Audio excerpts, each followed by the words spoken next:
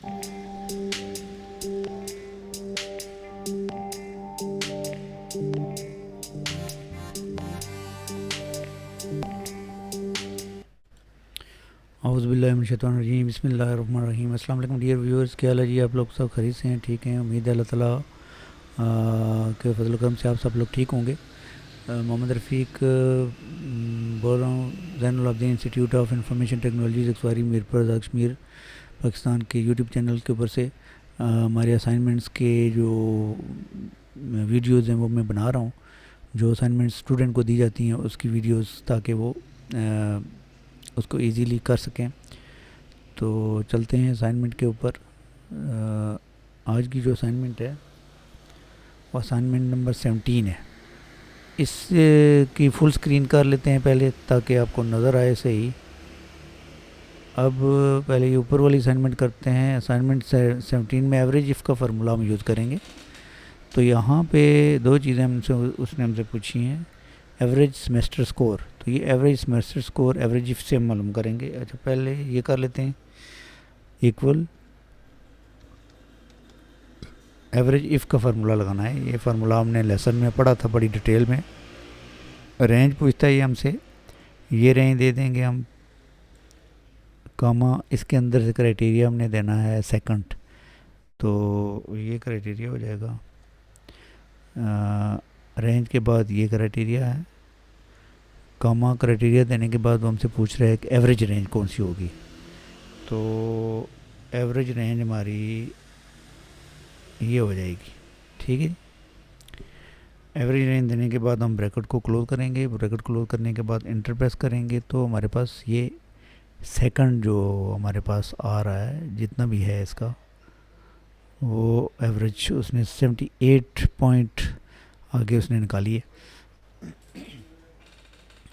तो ये सेकंड की एवरेज निकाली है। एवरेज इफ़ के ज़रिए एवरेज निकाली है उसने। सेकंड मतलब क्या, 1 2 3 सेकंड है, तो इसकी जो वैल्यू होगी उसको उसने डिवाइड किया होगा 3 के ऊपर, तो ये एवरेज निकल जाएगी।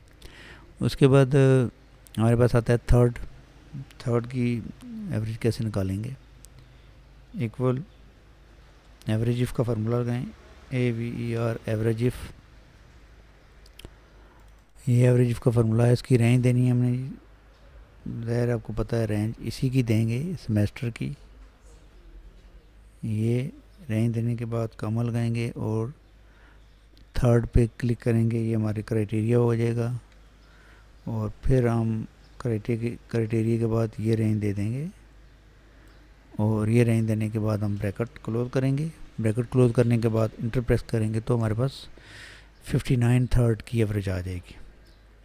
तो ये एवरेज इफ़ फार्मूले के ज़रिए हमने स्टूडेंट की सेमेस्टर वाइज जो है वो स्कोर हमने निकाला है। उसके बाद हमारे पास आता है जी नेक्स्ट, यहाँ पे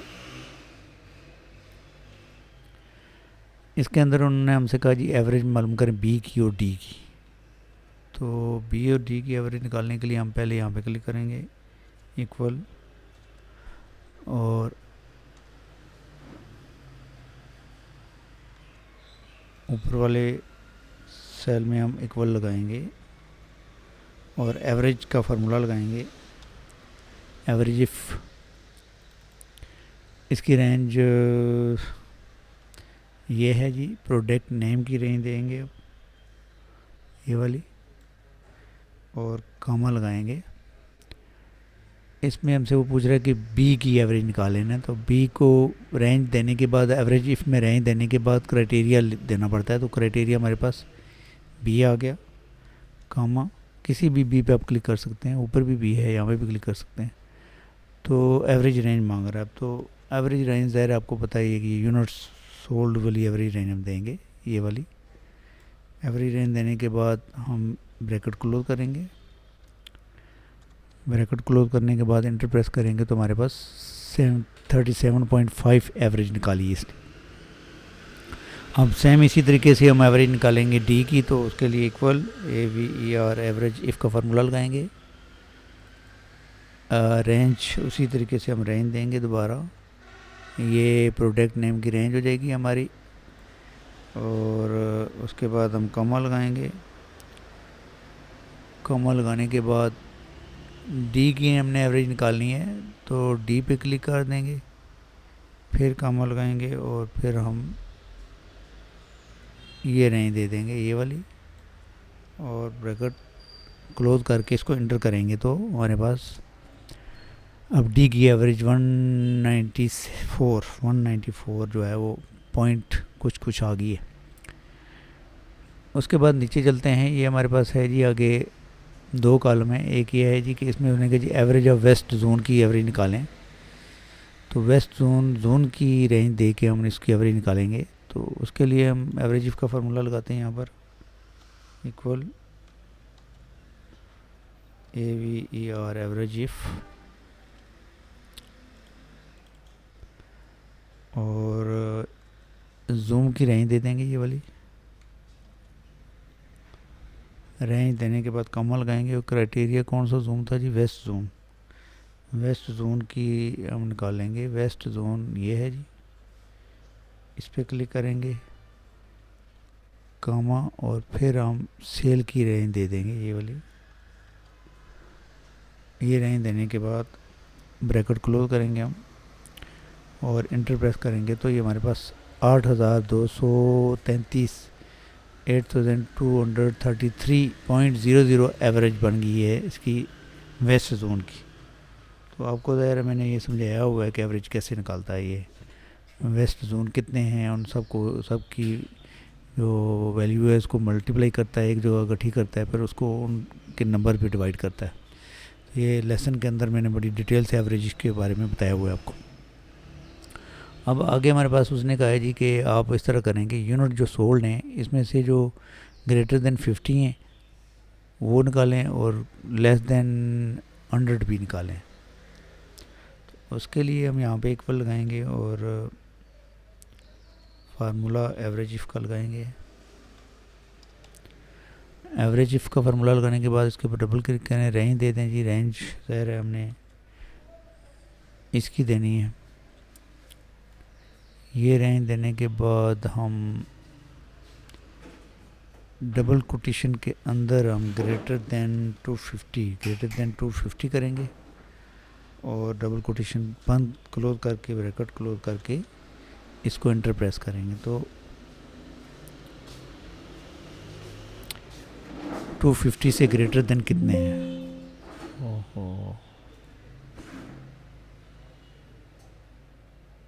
यहाँ पे कॉमा लगाना था, एक कॉमा नहीं लगाया हमने। 250 से ग्रेटर देन वैल्यू कौन सी है, एवरेज, हाँ average about unit sold by 250।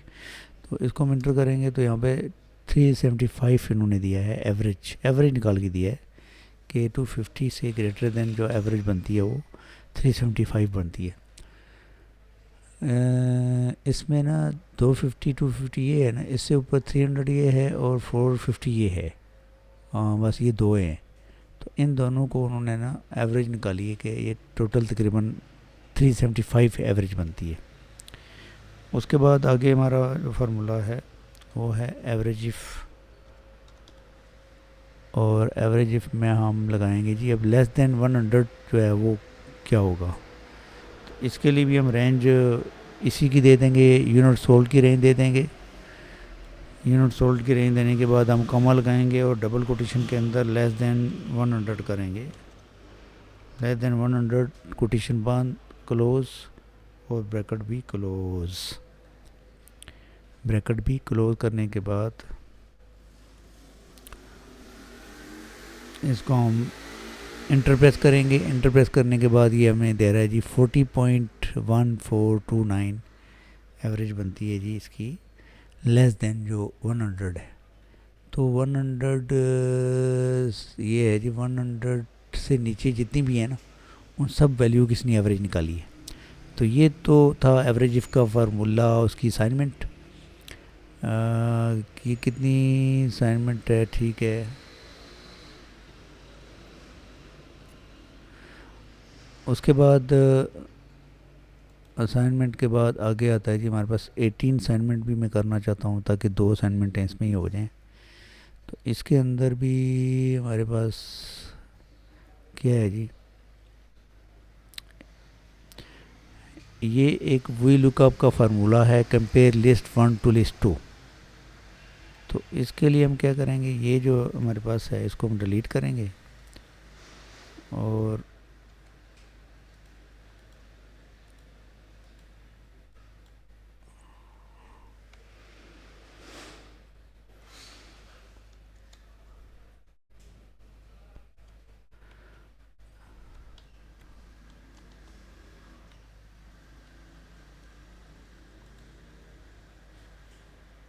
Zoom में कोई थोड़ा सा गड़बड़ कर रहा है। अच्छा चलो इसको इधर ही फार्मूला लगा देते हैं। अच्छा, इसके अंदर ना लिस्ट वन और लिस्ट टू को हमने कंपेयर करना है, तो ये मैच और नॉट मैच, तो इसमें इफ़ का फार्मूला लगाएंगे। इफ़ का फार्मूला जब हम लगा देंगे, तो मैं इसको जूम कर लूँ, इफ़ का फार्मूला लगाएंगे हम। तो इफ़ के अंदर ना लॉजिक वन में ये है कि जब हम वन लिस्ट वन में जो वैल्यू है ये इक्वल है लिस्ट टू के, यानी ये दोनों एक ही सेम होने चाहिए ना। तो अगर ये दोनों सेम होंगे तो डबल कोटेशन में आ जाएगा matching, MATCHING, matching, double quotation बंद, comma.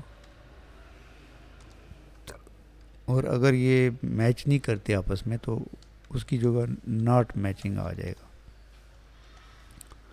Not matching, MATCHING, not matching. समझ आ रही है आपको? इफ़ का फार्मूला हमने लगाया, अगर A4 के अंदर जो वैल्यू है ज़ुबैर और B4 के अंदर जो वैल्यू है उमेर, अगर ये मैच कर रही हैं तो फिर मैचिंग आए, और नहीं मैच कर रही तो नॉट मैचिंग आए। यानी अगर ये दोनों में ज़ुबैर होगा तब मैच होगा, और अभी ये मैच नहीं होगा। तो इसको हम एंटर करेंगे तो ये नॉट मैचिंग आ गया। इसको अगर हम कॉपी कर लें तो ये सारा जो मैच कर रहा है, समझो कि ये डबल वैसे मैचिंग कर रहा है, ये बिलाल मैचिंग कर रहा है, और अली जो है ये मैचिंग कर रहा है, बाकी नॉट मैचिंग आ रहा है। तो ये तो हो गया जी, इफ़ का फार्मूला हमने लगाया। अब यहाँ पे हमारे पास फार्मूला है वी लुकअप का। वी लुकअप का फार्मूला आपको पता ही है कैसे लगता है, equal V lookup, V lookup, V lookup. इसमें वो ये वैल्यू जो लिस्ट वन वाली है इस पर हम क्लिक करेंगे यहाँ पर, और कामा लुकअप वैल्यू जो है, अब टेबल एरिया बता रहा है तो टेबल एरिया हमारा ये है, ठीक है। टेबल एरिया बताने के बाद हम कामा लगाएंगे और कॉलम वन के साथ इसको मैच करना चाहते हैं, तो कॉलम वन की लिखेंगे यहाँ पर। कॉलम वन लिखने के बाद इसको एग्जैक्ट मैच करेंगे, एग्जैक्ट मैच करेंगे और ब्रैकेट क्लोज करके इसको इंटर करेंगे। तो यहाँ पे ये वैल्यू आ गई हमारे पास ना, ठीक है। ये वैल्यू हमारे पास आ गई कि वाकई ये यहाँ पे मौजूद है, इस लिस्ट के अंदर कहीं मौजूद है, इसलिए वो आ गई। और अगर हम इसको कॉपी करेंगे तो ये एरर दे रहा है ना कि ये वैल्यू इधर मौजूद, ये बराबर है, सेम है, ठीक है। तो यानी 18,003, ये जो 183258 वैल्यू है ये यहाँ पे किसी भी जगह मौजूद नहीं है लिस्ट वन में। ये 16,0466 ये यहाँ पे मौजूद है। तो जो मौजूद है वो वैल्यू आ गई, जो नहीं मौजूद वो एरर उसमें आ गया। तो इसके लिए फिर हम एक फार्मूला दूसरा लगाएंगे, इक्वल इफ़ एरर का फार्मूला लगाएंगे। इफ़ एरर का फार्मूला लगाने के बाद हम फिर वही काम करेंगे दोबारा कि ये वैल्यू कामा ये रेंज कामा कॉलम वन कामा और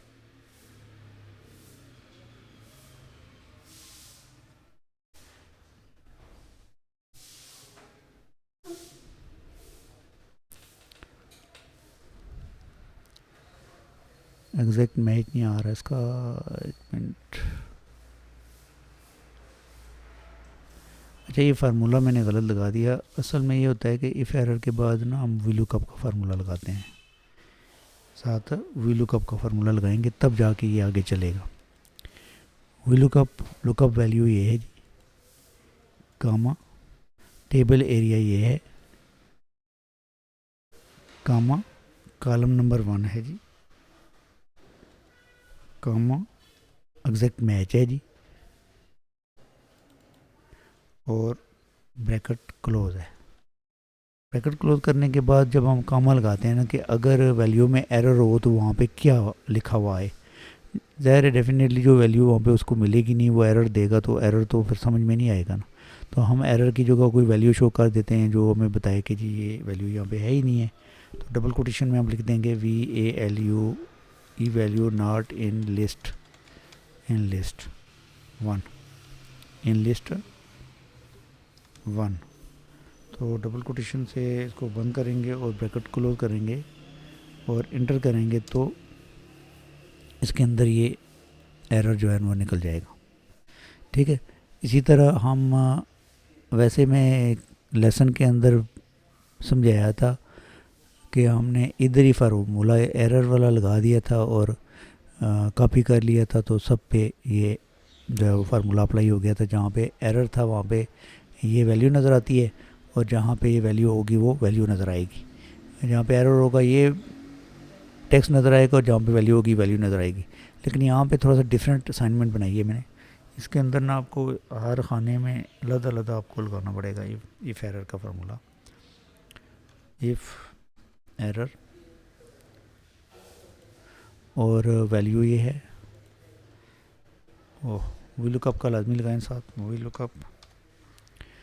वी लुकअप का फार्मूला लगाने के बाद हमने कहा जी कि ये वैल्यू हो क्या हुआ, वी लुकअप ये वैल्यू है जी, कामा ये टेबल की रेंज है जी, कामा और कॉलम इंडेक्स 1 है जी, कामा एग्जैक्ट मैच है जी और ब्रैकेट क्लोज है जी, फिर कामा, फिर नोट कोटेशन में value VALU E value not in LIST list 1, quotation बंद, क्लोज, ब्रैकेट क्लोज, इंटर। तो इसमें भी ये वैल्यू आ गई, मतलब कि ये लिस्ट। ओहो हो मिस्टेक हो गई, कोई मिस्टेक हो गई। क्या मिस्टेक हो गई जी? 34 ये वैल्यू है इसमें। ठीक है, जब हमने ये फार्मूला लगाया तो ये वैल्यू आ गई। अच्छा जी,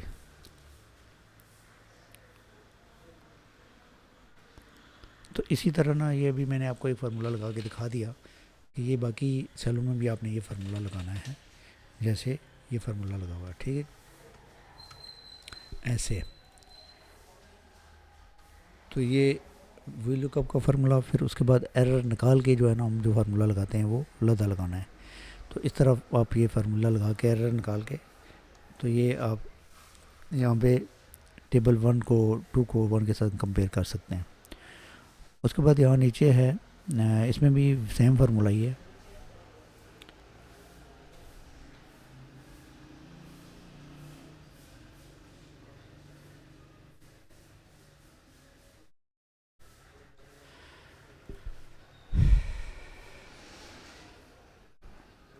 इक्वल हम लगाएंगे और इसको जूम कर लेते हैं। तो इसके अंदर वी लुकअप का फार्मूला लगाएंगे, वी लुकअप, और ये लिस्ट 1 के ऊपर रेड के ऊपर क्लिक कर देंगे। ये वाली वैल्यू लुकअप करनी है, कामा, और इस टेबल से लुकअप करनी है, कामा, और कॉलम नंबर 1 होगा, कामा, और एग्जैक्ट मैच होगा। और जब ब्रैकेट हम क्लोज करके इंटर करेंगे तो ये हमारे पास, इसने कहा जी रेड इसमें है, लिस्ट 1 का जो रेड है 2 में है। और जब हम इसको कॉपी करेंगे तो इसके अंदर ये नॉट ए का मतलब होता है कि ये ग्रीन जो है, हाँ ग्रीन तो है, ये खाली जो है सेल, इसमें खाली सेल नहीं है। ब्लू भी इसमें नहीं है, वाइट भी इसमें नहीं है। तो ये इस तरह जो वैल्यू नहीं होगी उसको इस तरह शो करेगा। तो ये असाइनमेंट नंबर 17 और 18 था। मुझे उम्मीद है कि आपको चीज़ें समझ आई होंगी। तो इसको आप प्रैक्टिस करेंगे तो आपको मज़ीद समझ आएंगी। प्रैक्टिस के ऊपर बेस करता है कि आप इसकी प्रैक्टिस कैसे करते हैं। तो ये असाइनमेंट नंबर हमारी कौन सी थी जी? 17 और 18। असाइनमेंट नंबर 17 और 18 थी। और मुझे उम्मीद है कि आपको चीज़ें समझ आई होंगी। आज के लिए इतना ही, मिलते हैं नेक्स्ट लेसन में। तब तक के लिए इजाज़त दीजिए। अपना ख्याल रखिएगा और अपने चैनल का भी। अल्लाह हाफिज़।